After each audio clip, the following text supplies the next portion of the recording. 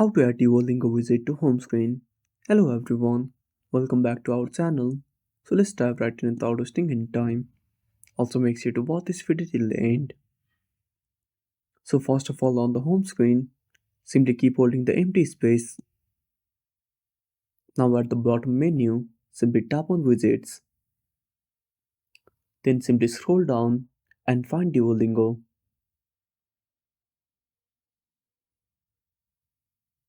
Now once you find Duolingo, select the widget you want to add.